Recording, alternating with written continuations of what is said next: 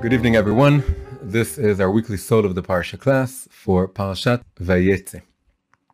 And our topic for this evening is, why do so many people experience life as a series of descents? Their experience is that as life goes on, it gets them more and more down, not in the sense of being depressed necessarily, that's a negative reaction, but in the sense of being more and more involved in these worldly things and this worldly things. And life gets tougher and life poses more and more challenges. And why is this? What is the purpose of all these descents, all these experiences of going down, of feeling more and more like I'm being exiled from where the spiritual, comfortable abode that I would like to inhabit? Why is life so hard, and why do we fall in life and we experience all these things? This is our question for today. The topic this year, we're focusing on the first aliyah, the first segment of each parsha. So the first segment of Vayetzei describes Yaakov, the third father, the third patriarch, as he is leaving Eretz Israel, the land of Israel, for the very first time in his life.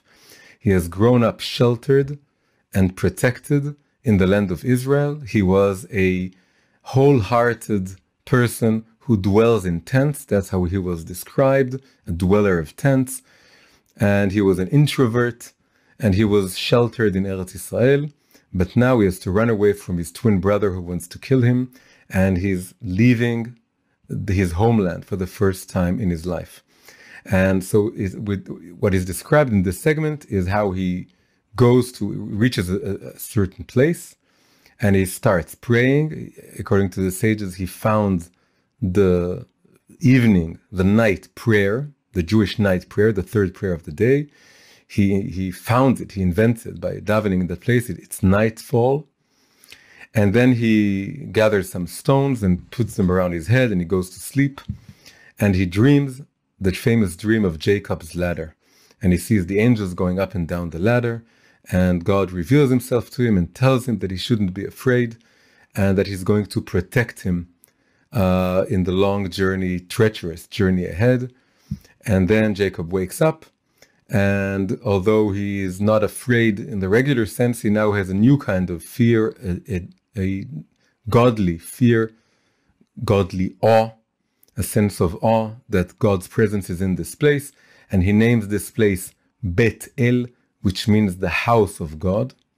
And he vows that if God will indeed protect him throughout this journey, and he will come back safely to his father's home in Eretz Israel, then he will be completely loyal to God. And he takes the stone on which he rested his head, and he pours oil over it, and he sanctifies this place. And this is the subject of the first aliyah, the opening of this parasha. So we have a lot of things to figure out here. We need to figure out, what does it mean that Jacob is coming out of the land of Israel? What is the meaning of the dream, the ladder with the angels going up and down? What is the purpose of those stones or stone that he gathered and then he poured oil onto them? And what is the sense of awe that he had, and all this? So we want to start with the first question. The first question is, what is the deeper meaning of Jacob coming out of the land of Israel into what in Hebrew we call Chutz La'aretz, outside of the land of Israel? Physical space in Jewish Torah concepts is divided into very unequally, but it's not a question of size of territory. It's a question of significance. Physical space is divided into the land of Israel and outside of the land of Israel, because the land of Israel is a different place. It's a sanctified land. So the coming out of the land of Israel, and that's the name of the parsha, Vayetzei means, and he came out, and he went out. It's the coming out of Jacob, out of this shielded place. So what does this signify? And we have to remember that here Jacob, he grew up just like his father, Yitzchak, Isaac. Yitzchak was sheltered throughout of his life in the land of Israel. He never came out. And until this point, he was just like his father. But now it's the time for him has come to identify with his grandfather. His grandfather actually grew up outside of the land of Israel. And he has to come out and be a man of the world in a certain sense and face the evils of this world and his evil uncle and so on. And all the things that happened to him during the rest of the Parsha. It's all of his dealings with unexpected occurrences, with not being able to marry the woman that he wants before marrying her sister, which he doesn't want, and dealing with their father, the uncle, and so on. So now we have an expression in Hebrew that the land of Israel is a land you go up to and you go down from. It's in everyday Hebrew language. If you go into the land of Israel, it's called making aliyah, which is ascending, going up. Eretz Israel is, so to speak, spiritually above the other places. It's a holy land. So if you go into Eretz Israel, we don't just call to immigrate, and we don't say just to immigrate and to emigrate. We say to go up and to go down, to ascend and to descend. Going into Eretz Israel in order to live there is called an ascent, and going out of Eretz Israel is called a descent.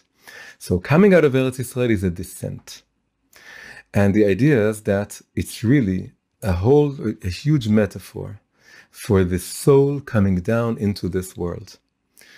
Jacob living in Eretz Israel up until this point, protected, sheltered in a holy land with his holy parents. This is like the soul when it's in heaven, when it's in the realm of souls. It hasn't really experienced the hardships of this world. Of course, they experienced some hardships, but there's no comparison what he's going to experience outside of Israel and to what he experiences within. So the land of Israel is like the land of souls, and the outside of the land of Israel symbolizes this world, the hardships of this world. And this descent, this is why it's called the descent, the coming out of the Holy Land into the land, outside the land of Israel, is like the descent of the soul into this world and into the hardships of this world. And we can see this very beautifully alluded to in the names of the two particular places that the first verse refers to. It says that he came out of Be'er Sheva, which literally means the well of seven, or the seventh well, and also the well of oath. There was an oath that was made around that well. And he goes to a place called Haran. Now, what is the meaning of these two names? So, Be'er Sheva is, again, Be'er is well or fountain, and Sheva means seven, but it also means oath. And the idea is that when the soul is in heaven, before it comes down into the world, it's being put under an oath. The oath is, make sure to remain a righteous soul. Don't let the world taint you and make you forget your true essence and where you came from and what you're really made of. You're a divine soul, and the soul is put under an oath that it must preserve, maintain its pureness, its purity. So Be'er Sheva is also the place of where the soul is given that oath. And in Hebrew, there's another word play. The same root, the same three-letter root, Sheva, which means to put under an oath, it also, when pronounced a little differently, it has to do with being full or being satiated. That is, and the idea is that when that oath is given to the soul, when the soul is made to promise that it's going to do its best to remain pure, it's also supplied, it's sort of being satiated, it's being made full, it's given all the powers that it needs to observe that oath. So it's a place of spiritual plenty. We don't feel hungry, we don't feel lacking, we're full, right? To be savea is the same word as sheva, shvuah, means to be spiritually full. I'm full. In the land of Israel, I feel the presence of God. I feel divine consciousness all the time. So this is why it's Be'er Sheva. I can go to the well, and it fills me up spiritually in Eretz Israel, in the world of the souls. Haran, the particular place where he's going to, is the same word as anger, charon af. And this symbolizes this world. This world is a world that, because it tends to forget God and to pretend God doesn't exist, and it's a world in which evil vanquishes most of the time, and it's a world, it's like a clouded world. It's a world in which the clouds hide the sun's light. So this screen of clouds, so to speak, or this screen that hides the divine light, is called a masach shel charon af, a curtain of anger, because it's two angers here. It angers God that we forget about him, and also we become full of anger when we forget God. We feel that this world is so bad that we're full of anger. So he's leaving Be'er Sheva, the well of spiritual nourishment and fulfillment, and where he's given the oath to remain righteous, and he goes to the place that suggests this, whether it's mundane or divine anger. The anger is really the separation itself, the separation of the lower of this world from the higher world. So on a deep level, we're talking about the descent of the soul into this world. Now, of course, this isn't arbitrary. This is part of his life's mission. He was sent there by his parents, and it's part of the a divine decree. It's providence. It's providential that the third and ultimate father figure of Judaism, after whom we're all named, because his name is later going to be Israel, his descent isn't an accident. It's something that we should all learn from. Maaseh avot siman lebanim. The actions of the fathers are a signal, a model for their descendants to follow. So we learn from this that we all need to experience this descent. The soul needs to descend into this world. And not only does it need to descend into this world, but the descent goes on and on. Every stage of our lives, it's a further stage of descent. When we're just a baby, we've descended from a soul to be inhabiting a body. As we become around 3 years old, it's a further descent, because now we're being educated. We're not given free choice to roam around and just play all day. And as we get to our bat or bar mitzvah, then there's more duties and there's more also challenges, because we begin to have inner conflict. We begin to have stronger urges, and we're going deeper into this world. And as we get married, it's a further descent. Marrying another person and bearing the responsibility of a home is another level. And then having children is another level. These are stages in the ever-growing journey of the soul downwards into this world. And what is the purpose of all this? The purpose of all this is, of course, for the sake of a greater ascent. That is, we know the rule. The rule is that the soul descends, and in fact, this whole world was created. This whole world which is descended from God, and it's called the lower realms. So the world in its entirety, and each and every soul, go down in order to confront something and deal with something, and by virtue of this, to be able to ascend to a level that was higher than before we came to this world. And this is what we all know this, but we want to get a better understanding of this in this class. But we want to start, and this is where it gets really interesting, with the angels. Why, in this particular instance, that Jacob is coming out of the land of Israel, which again is symbolic of all these stations of descent of the soul going further and further down into being invested in mundane reality. Why, in this particular situation, he has a dream, and the dream, well, to begin with, it's a nighttime experience. That also suggests the movement from a place of light to a place of darkness. And right, he's coming out of Israel, it's during the day, and as he gets to this point, which is like the borderline between Eretz Israel and outside, night descends, night falls. And again, this is symbolic of the darkness of this world that he's about to enter. And then he has a dream, right? Because nighttime is characterized by dreams. And in this dream, he dreams of a ladder, and he dreams of angels going up and angels going down. So the sages interpret that it's two different kinds of angels, not the same angels. We have the angels of Eretz Israel, and the angels of outside of Eretz Israel, right? That's because we're now in a borderline state. This is the twilight zone between Eretz Israel and outside.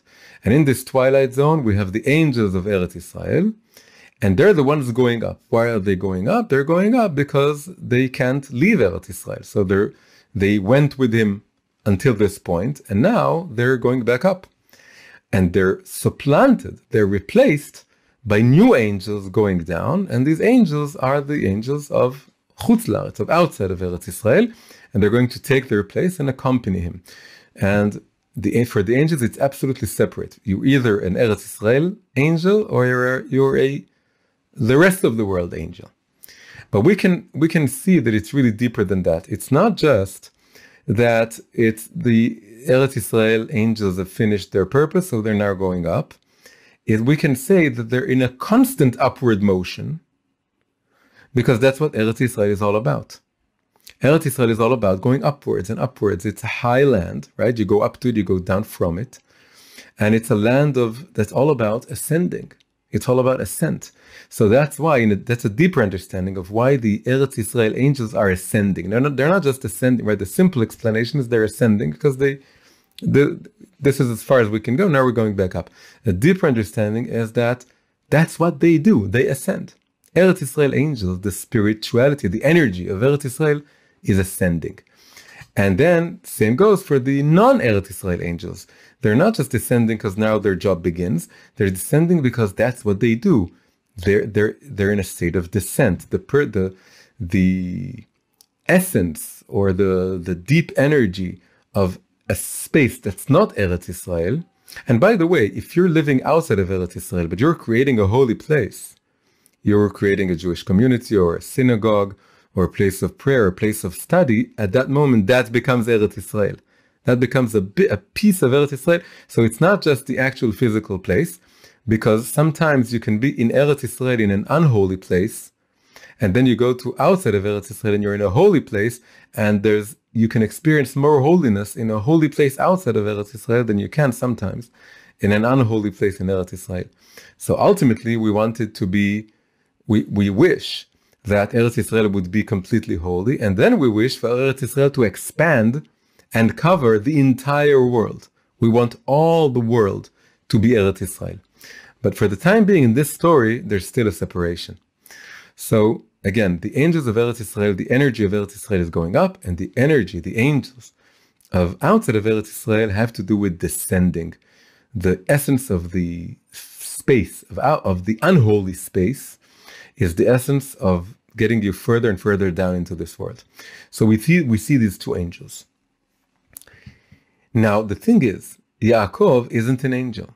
He looks at these angels. He's the dreamer. He's not an Eretz Israel angel, and he's not a non-Eretz Israel angel. He dreams of the angels. And this leads us to a very important point. There's a verse in the book of Zechariah, a prophet. And in that book, there's a famous verse. And the verse is actually said by an angel to someone who was called Yehoshua, who was the first grand priest of the Second Temple. It's not really important. The important thing is the verse. He tells him, I shall now give you permission to move about, to walk about these attendees. And he points to the other angels. Now you have permission. So the simple meaning is now you can walk among angels, right? That's the simple meaning. All these angels are here, and now you're receiving now permission to walk among angels. But if you read the Hebrew verse, it's far more interesting than that. He says, I shall give you moves or walks, or the ability to walk, the power of walking, which we'll explain in a minute, amidst all these. And then, again, the translation is the attending angels or the attendees, but the literal meaning is the standers. The angels are called standers. They stand. They know how to stand. It appears that they don't know how to move. Angels can only stand in one place. That's what it sounds like. And I will make you a walker among standers. So we need to figure this out. How can we say that an angel is a a stander, that they only stand in one place. And in this dream, we know that the angels go down and go up, so they move. We also know that angels move in circles. They sort of dance around the world and sing their songs. So the angels are constantly moving.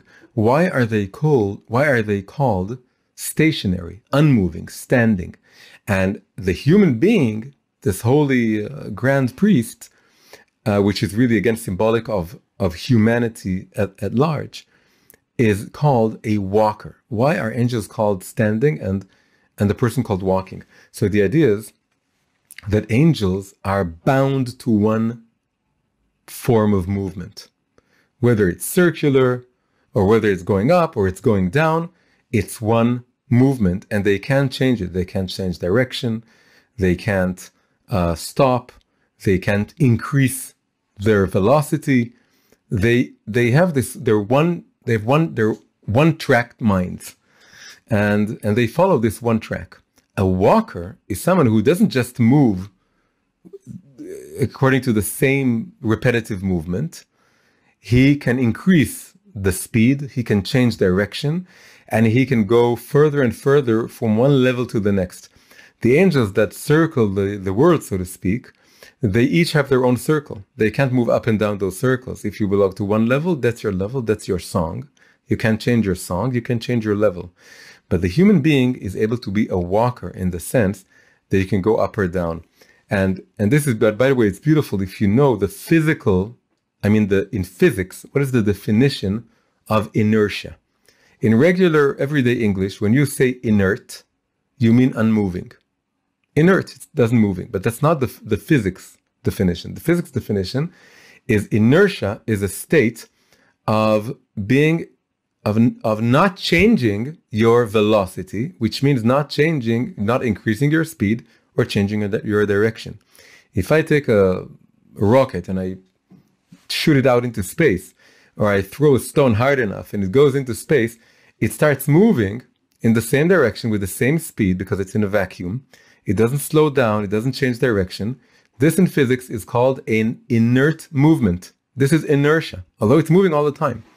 It's inert because it's going of its own prior motion, and no new action or movement or change of direction or increase of speed or decrease of speed even doesn't happen to us. This is called in physics inertia. This is exactly the situation with angels.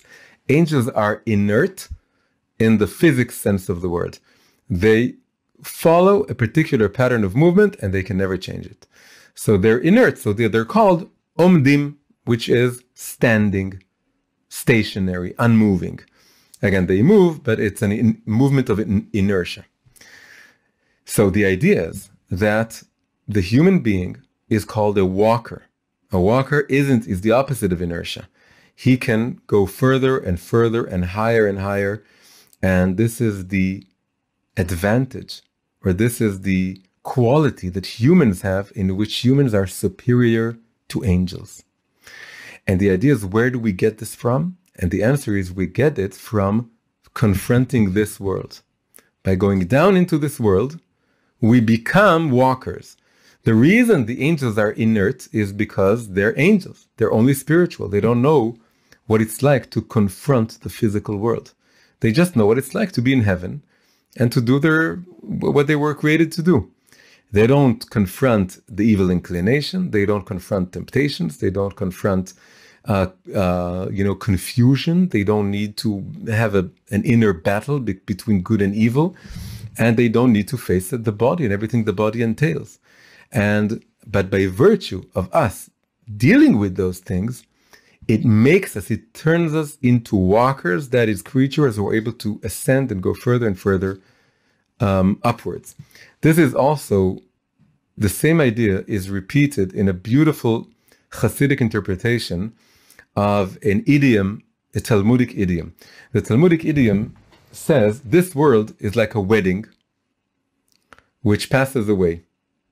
And you should make use of every moment. That's basically what it says. Make use of every moment. You get a chance to learn a bit of Torah, take it.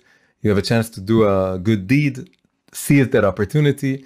It's the Jewish carpe diem, seize the day, but then the expression is the world which we leave, that is, which we're destined to leave at some point, is likened to a wedding. A wedding is a one-night celebration, and before you know it, it's gone, it's disappeared. So make sure you do whatever you can in this world.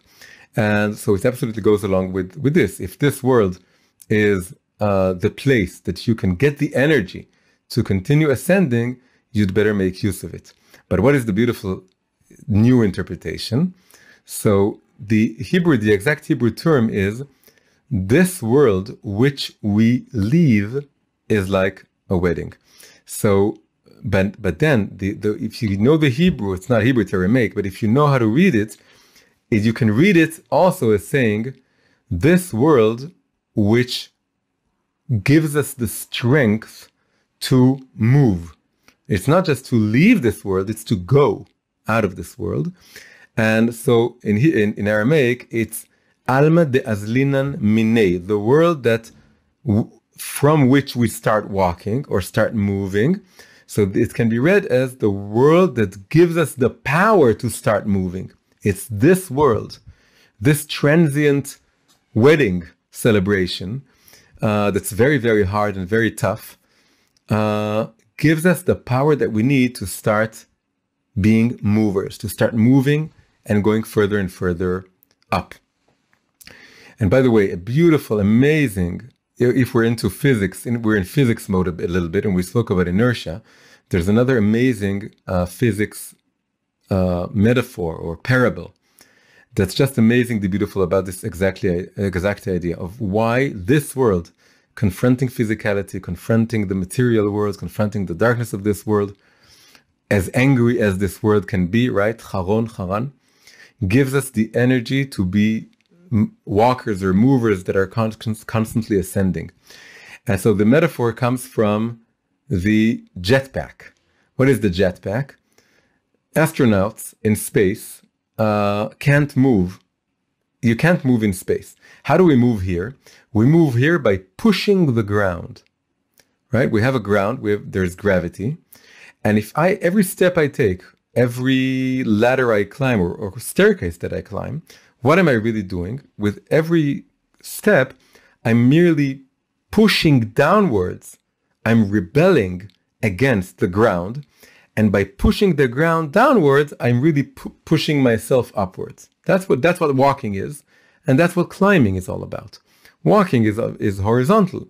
But when you think about climbing, it's more powerful. You climb by a staircase, by pushing the ground downwards, and that pushes you upwards. You don't have that in space. There's nothing to push, right? Space is like the realm of souls. And in the realm of souls, you don't have a body, that you can only move in inertia.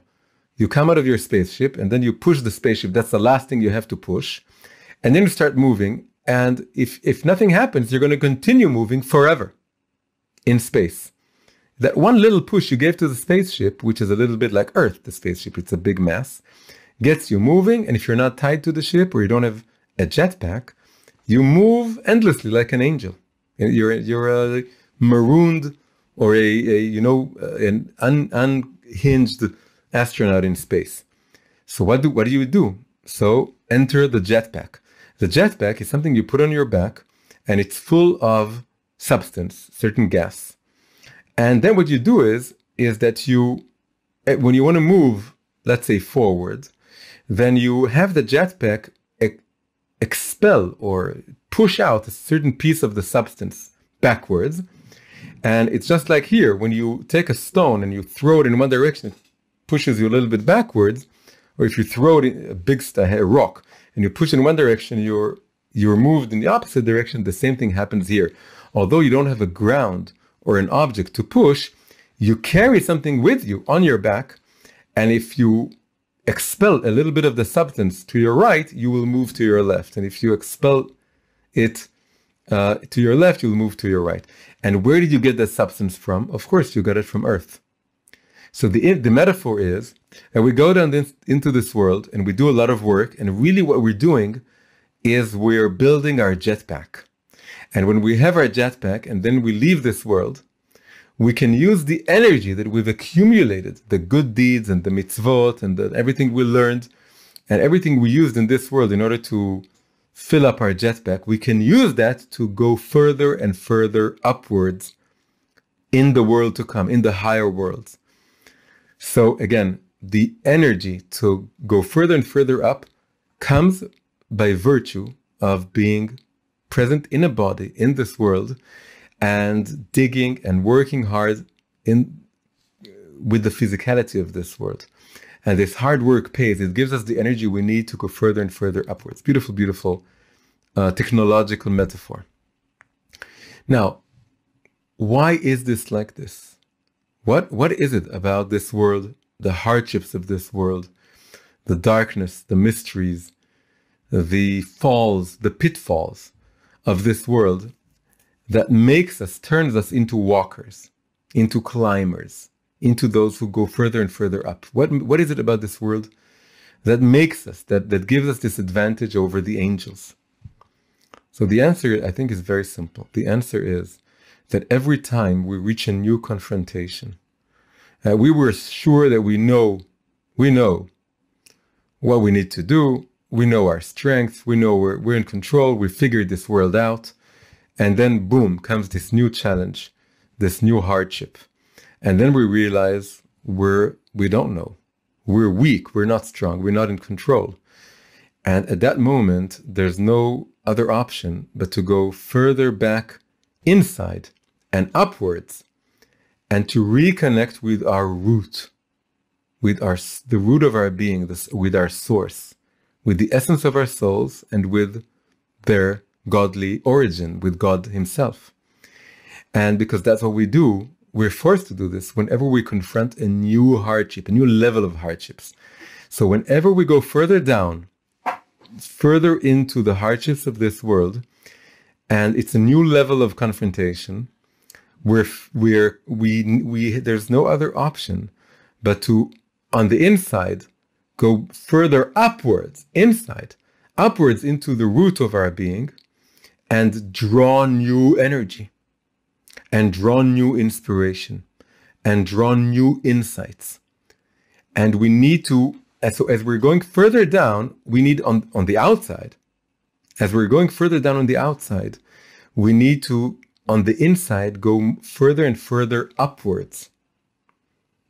So really what happens is this is the descent for the sake of ascent. As we're going further down, it forces us to carve into ourselves and to dig out within ourselves the higher root of our being, to go further and deeper into our essence and draw new inspiration and new power, because otherwise we're not going to go through this new hardship.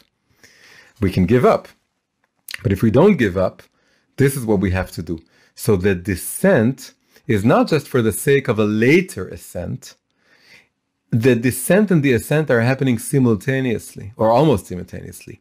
The further you go down, the further it forces you in this life, now, to ascend further up. And so the descent for the sake of ascent is happening as you live your life, as you confront the new hardships, whether it's from your family or from work or financial reasons or whatever it is. This new thing that you're dealing with now is all happening on purpose so that you connect to the higher reservoirs of your soul. So you need to go further and further connected to your soul root. And this is something angels don't do. That's where they're stuck in the same level, in the same movement. So again, now we have a combination of going down on the outside and going up on the inside. So now, speaking of Jacob coming out of Eretz Israel, he's now in Eretz Israel, and now he's coming out of Eretz Israel. But as he's coming out of Eretz Israel, he needs also to connect to a degree that he never had to connect with the upward motion of being further connected upwards that would keep him.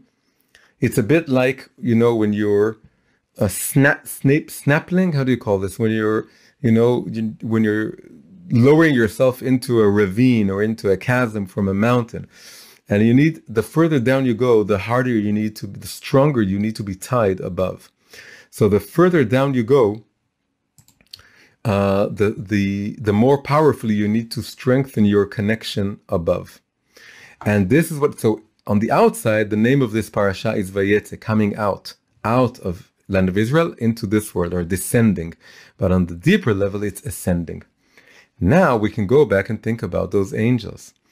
Being on this twilight borderline, Jacob dreams of angels, Eretz Israel angels going up, and outside, Chutz La'aretz, non-Eretz Israel angels going down. And he sees these movements, and it's really teaching him, you now have to learn both movements. So up until now, we said a person, a human being, is more than an angel. He's not like an angel, because the angel has only one trajectory or one type of movement, and he can't change it. If you're an Eretz Israel angel, all you know is to go upwards. This, if as a human being you try to imitate only that angel, you become some monk in some monastery someplace. You become ascetic, and you don't want to marry, and you don't want to have money, and you don't want to have property, and you don't want to see this world, and you want to be like the angel that goes up. If you identify only with the downward going angels, the non-Eretz Israel angels, then you want to not think about spirituality at all. Leave me alone. I don't want to think about God. I don't want to think about my soul. I just want to think about making money or having a big house or having as much fun as I can. But he sees those two angels and he realizes, I am going to need to combine those two movements. In order to be a human being, you need to be two angels. It's not being no angel. You need to have both angels within you working.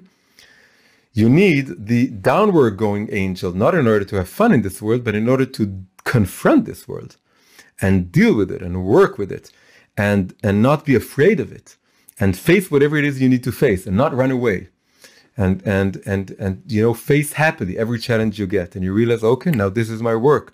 So I'm going to go further down into this darkness, into this hardship, and I'm going to do what I need to do. But you also very much need to identify and have within you the upward going angel. Because if you're only descending, you may forget your soul root and be detached, God forbid, from your soul root.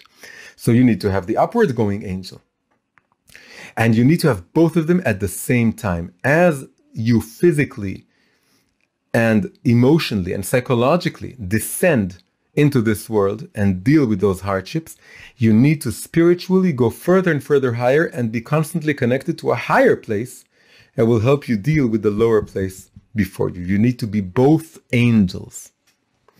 Now we see this beautifully in the very end of the Parsha. There's really a circle being closed here. There's closure. In the end of the Parsha, it's the end of the 22 years in which Jacob spends in Haran, in this place of anger, and he starts his journey back to Eretz Israel. So it's really a closed circle. And again, he meets angels. And then when he meets the sages say, these are the Eretz Israel angels that he left. When he left, right, he had, again, according to the Pshat, he leaves the Eretz Israel angels behind, and he goes and identifies with the non-Eretz Israel agents. But according to our interpretation now, he's really, what he needs is to, on the inside, be still very much connected to those upward angels. On the inside. On the outside, he's now working with the non-Eretz Israel downward going angels, because he's going into Haran and into the evil uncle and all the things that he has to deal with. So at the end of the Parsha, he goes back to Eretz Israel and he meets the Eretz Israel angels. But then something amazing happens. He calls the place, he says, he saw that it is a camp of God, or God's camp. That's at the very end of the Parsha, we have this verse. He says this place is God's camp, that is a camp of angels, but he doesn't call this place just God's camp. He calls it, in Hebrew, it's Machanaim. Machanaim means two camps, or twin camps. And the idea is that he sees now both angels together. So let's explain what it means. It means in the first dream, he saw angels going up and other angels going down. It was two separate things. At the end of the Parsha, he sees both angels at one and the same time. And he calls the place the twin camps, the two camps of angels. So the idea is, in the beginning, his consciousness was that you can either be an upward going angel or a downward going angel. And I'm going to have to figure out that up until now, I was in an Eretz Yisrael state of mind. And that meant that I was going up, and now I'm going to Chutz La'aretz, outside of Eretz Yisrael, and I have to be in a state of going down. But by the end of the Parsha, he realizes he's learned the lesson that we're now talking about. He learned that they have to coexist. And that's the whole purpose of his descent into Haran, which is really the descent of the soul into this world. And it's even more beautiful because the word camp, what does it mean to camp? Lachanot. It means to rest, not to be in a state of motion. And we said that the angels are inert. So the two camps, Machanaim, the two camps allude to two forms of inertia, the upward going inertia and the downward going inertia. It's lachanot, both of them are machane, it's a place of rest, a place of, they do it, it's very easy for them to go up. If you just want to go up in this world, then go to a monastery, lock yourself up in a monastery, it's rest. And also, if you want to do everything that interests you is just this world, you just want to rest on some hammock on some beach somewhere, then it's also a kind of rest. It's a rest that's going to pass. But it's for the time being, it's a rest. But if you take those two camps, these two machanot, two forms of rest, and you put them together, you have a very restless, in the best possible way, life. The life of a walker, the life of a mover, the life who has both inert movements, that each one in itself, aspires to a kind of rest. But when you have both of them at the same time, then your life is the opposite of resting, but in the best way possible. That you are very much whole with your downward movement. And I know there's a new challenge coming. I knew it's going to come. I didn't know exactly what it's going to be, but I knew that life is all about more and more challenges. And there's another motion. I also know that as I'm facing this, I'm going to reach further up. So you have both movements, and they create the movement of the walker. Now, going back to the details of the opening of the Parsha, just to see that what we have here is, up until now, it was just the basic broad idea. The idea is that Jacob, coming out of Eretz Israel to the outside world, is really the soul descending into this world, and also each and every stage of descent. And then he sees the dream of the two angels, and he realizes, now I have to start working on combining these two movements, because I'm going to go further down, I have to go further up at the same time. Now we're going to look at some of the details, and they're going to give us some very helpful tips for life as to how to maintain this combination. And Sandra is very happy with the tip, the actual tip. So the tips go like this. So it starts with the very opening verse. The very opening verse is that he gets to this place, which is still unnamed. He's going to call this place the house of God. But the first thing he does is, in Hebrew, it's vayifga b'makom. It's a very special verb, but the interpretation is that he started praying. The first thing that he did was praying. He didn't say, well, let's figure out what the language here is, and who's against who, and what do you do, and what's the currency. It's like landing in the airport of a new country. So you need to figure out, the currency and the language, and how to order a taxi and how to find a hotel. That's not the first thing he does. He's going to do that later.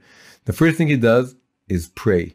And it's not just a prayer, it's the first time someone in the world is praying Arvit, the evening prayer, the night prayer. Prayer that you don't have to pray. It's a prayer that you initiate, right? In halacha, in Jewish law, the third prayer of the day isn't obligatory in the strictest sense of the word. It became sort of obligatory because it became such a basic custom, but it's a custom. According to the law itself, you will have to pray twice a day. But Jews have accepted upon themselves the third prayer, which in essence is a voluntary prayer. So why? Because moving into this place of darkness, it's a place where you need to initiate. If you have an obligation to pray, that's one level. But the thing is about coming out of Eretz Israel, which also goes along with coming out of the daylight space into the nighttime space, nighttime space is now it's up to you if you want to be connected to God. And the first thing he does is, as I'm going into this darkness and into this place of anger and into this place that's ungodly and that God hides his face, I need to initiate and add strength to my prayers. That's the first thing he does. And that's the first thing we all need to do as we're confronting these kind of moments in life in which we're dealing with a new level of darkness or a new level of hardship or a new level of falling or descending into this world. The first thing is I need to reconnect with what's above me. Also has to do with the vow he takes at the end of this segment, which is the vow that I'm going to return safely to my father's home. It's the vow that is really a repetition of the vow that was given to the soul, maintain your purity. He says, I vow that as I'm going into this world, I'm never going to forget who my father is, and I'm never going to let go of the dream, of the hope to reunite with my father, which is, again, his father was this holy, righteous person who never left the land of Israel.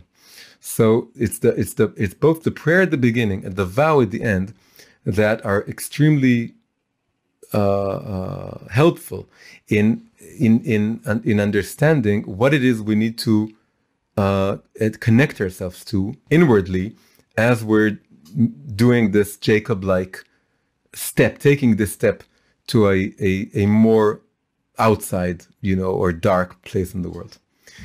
Second thing is he takes the stones and he puts them around his head. Rashi, the main commentator, says he used those stones to protect him from evil animals, wild animals, dangerous animals that roam the place. But this raises a very big question. Why did he use the stones just to cover his head, to protect his head? His whole body needs protection, doesn't it? And the Hasidic answer goes, no. The whole idea is that you're entering a world of wild beasts, wild forces that want to make you forget about your divine nature and your divine source and your divine purpose. And the thing is that your body needs to confront it. And your body also reflects your emotional soul powers. You need to invest those powers in this world. That's the point of the downward going angels, is that you invest in this world. However, you need to keep your head above the water. You need to protect your head. So the stones that he put around his head are a protection that although I'm going to invest my hands and my body in this world, I'm going to make sure that my head isn't invested, doesn't drown in this world. My hands need to go down, but my head has to stay upwards. And this is famously used, this idea, regarding a verse from Psalms, which says, Yegia kapecha ki tochel, you shall enjoy or eat the fruit of the labor of your hands. So it's a very famous, idiom based on this verse. Yegia kapecha ki tochel, it's wonderful, it's beautiful if you enjoy the labor of your own hands. But the Hasidic interpretation says, why are the hands stressed here, the labor of your hands? My entire being was invested in that labor, wasn't it? So the interpretation goes, no, your hands have to be invested in the labor, not your head. Your head has to be constantly connected to God. The idea is also that during the 6 days of work, from Sunday to Friday, you work, your hands are invested, but your head is constantly in Shabbat, on the Sabbath, on the seventh day. Your head is unified with God in the holy day. So for your head, the entire week is Shabbat. And only for your body, your hands, are they invested in this world. So this is another important tip or piece of advice that this segment of the Parsha gives us. The first is praying, and then in the end we also have the vow that I shall return, not forget where I come from, and I need to return. And then we also have that it's the evening prayer, that it's the prayer, the voluntary prayer, the prayer that I initiate, that I add strength to my prayer, because that's the movement of going upwards, right? The movement of prayer is the Yitzchak movement. Another thing we didn't say is those two camps of angels also stand for Abraham and Yitzchak. Abraham was all about the downward going angels. He was a man of giving, of kindness, loving kindness. He goes down into this world and helps people. And Yitzchak was all about the upward going angels. He was in the land of Israel and just focusing on prayer and focusing on being connected upwards. And it's up to Jacob to unite, to combine these two energies. So the two camps of angels are also his father and grandfather. Now, another thing. He wakes up from the dream and he says, indeed, God is present in this place. He didn't realize it before. That's why he calls it the place of God. He thought outside of Israel is a non-godly place, an ungodly place, and that God isn't present there. The first thing he realizes from his dream, seeing all those angels and having God reveal himself to him, is that indeed God is also outside of the land of Israel. He just hides, and you need to look for him. Whenever you're in an unholy place, a place that's the unholy space that is like not Eretz Israel, is now you need to look for the sparks of God, and you don't see them on the surface. On the surface, it's a place of wild beasts or wild forces, but God is present. You just have to look for him. Another thing that happens is that he has an incredible feeling of awe. He says that he was full of awe, and he said this place is also full of awe. He felt awe, and he realized we have a subjective awe that he felt, and then we have an objective awe or awfulness or awesomeness of God present in this world. And in Chassidut, it's a whole class in and of itself, but I'm just going to say the essence is that this verse, that he experienced subjective awe, but also the objective awfulness of God's presence in this world, is that this was a combination of not just knowing that God's awful presence is here, but being very personally connecting to it. That you connected, you realize that your own awe, you can't just know that there's an awful presence here. You have to feel at awe yourself. And on a deeper level, this really means elevating your fears and transforming them to godly fear.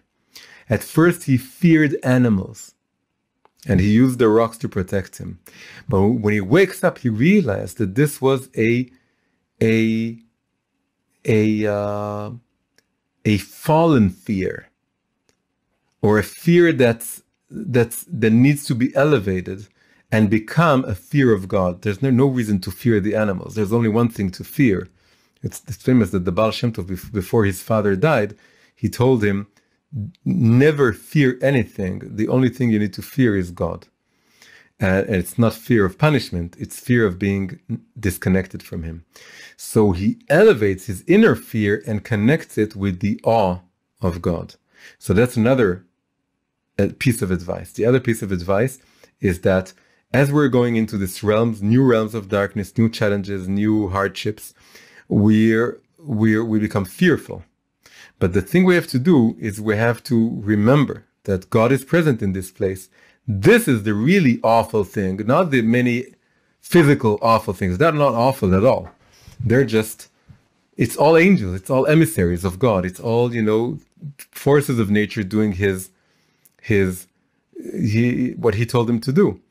And so I need to transmute the sense of fear and only fear God, that is fear not doing what he wants me to do or what I need to do in this place. This is what I have to fear. Fear is there. You're going to experience fear, but you have to completely change direction and not fear what may harm me on the outside, but fear that as I'm facing that, I'm not going to do what I need to do. There are even stories, amazing stories about people who maintain their faith during the Holocaust.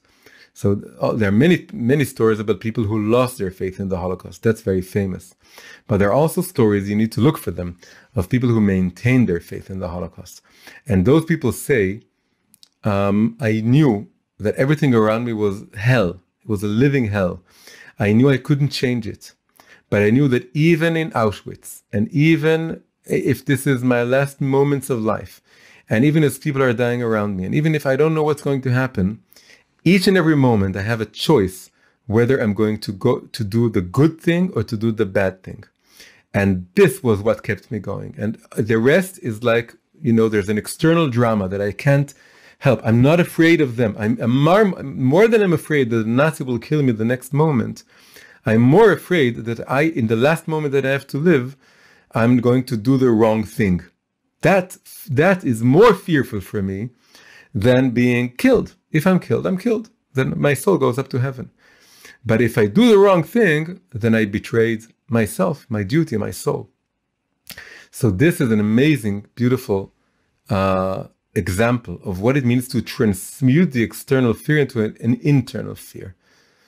So the fear is that the true fear is that this place is god-awful in the original sense of the word. There's the awe of God is here, and I need to experience it personally and subjectively.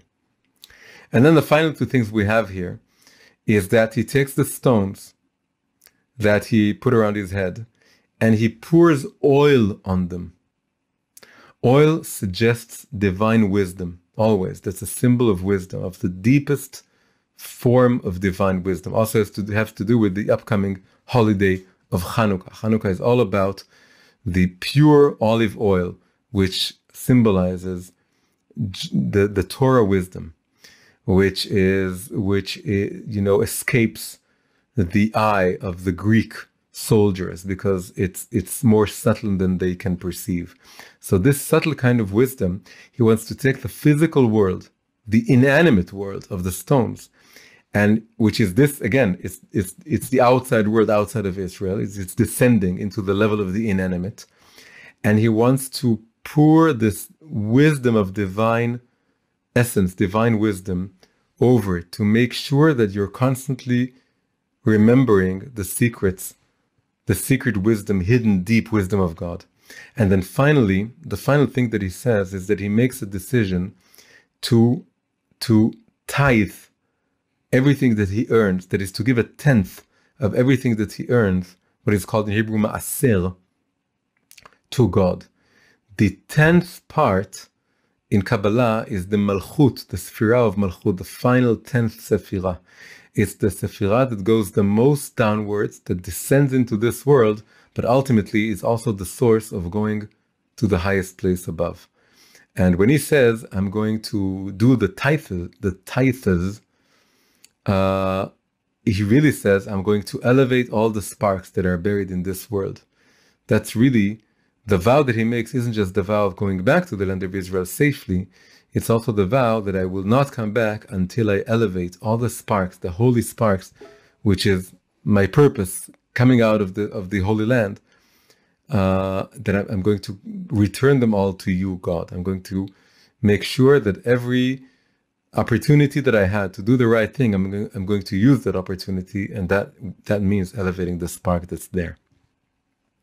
So to sum up, the opening of this Parsha Vayetzei, which is all about coming out of your safe space, coming out of your holy place, coming out of the place that you're at home with holiness, coming out into the unholy space, the dark space, the space of hardships, is we see that the first Jew, Jacob, the first Jew that was after Abraham and Isaac, the one who combines their energies and their purposes, and who merits to get the name Israel, he's given all these advices, all these images, starting with the image of the angels and continuing with every little thing that happens there. It's all about giving us the strength that we need to reconnect and connect with ever increasing strength to the root of our souls, in order to give us the power to go through this world and not forget who we are, and in fact discover more and more who we truly are. So this is our Soul of the Parsha class for this week. Hi, if you enjoyed this video, please press like and subscribe to the channel. Also, please consider supporting me on Patreon. Patreon is a platform for supporting independent creators. You can find the link in the description below. Thank you very much.